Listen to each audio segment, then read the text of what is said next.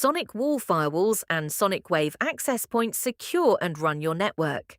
Purple adds the guest layer on top, the captive portal your visitors see, the sign-in journey, and the first-party data you collect. Purple is a cloud overlay. Your SonicWall keeps running the Wi-Fi and the firewalling. Purple runs the guest experience through standard mechanisms it already supports. SonicWall moves the packets, Purple owns the sign-in and the data.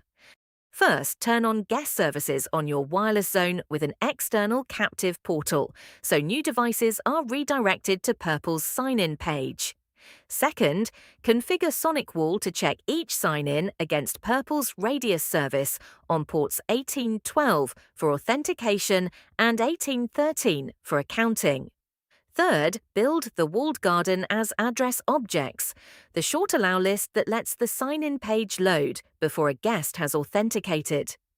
The exact configuration lives in Purple's support guide. Start at purple.ai